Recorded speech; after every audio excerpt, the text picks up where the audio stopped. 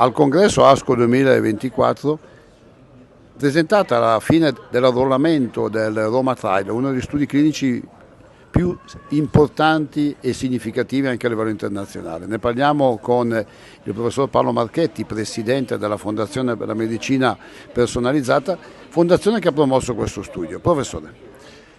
Abbiamo concluso l'arruolamento nei tempi previsti, in meno di 2 anni e mezzo sono stati valutati per l'inserimento nello studio poco meno di 1800 pazienti.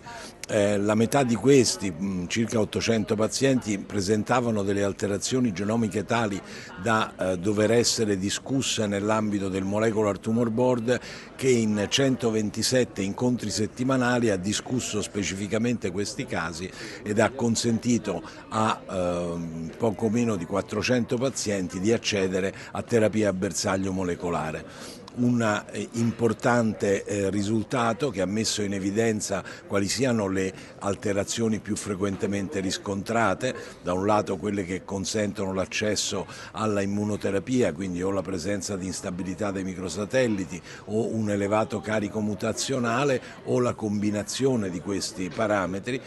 Altre alterazioni significative sono state quelle a carico di PI3K, di mTOR, quindi di vie di segnale ben note in altri tumori, che hanno trovato in pazienti che avevano invece la presenza di un tumore in altre sedi una possibilità di trattamento. Chiaramente tutti i pazienti che venivano randomizzati nel gruppo di terapia convenzionale poi hanno avuto l'opportunità della terapia a bersaglio molecolare, quindi uno studio veramente che ha coinvolto una larga parte del paese, più di 40 centri coinvolti. In 2 anni e mezzo di lavoro sono state acquisite moltissime informazioni che, indipendentemente dal risultato che sarà presentato all'ESMO di quest'anno, che si è ottenuto con le terapie a bersaglio molecolare, ha consentito di definire quali sono le caratteristiche e quali sono le possibilità che in futuro dovremo ricercare in queste terapie innovative.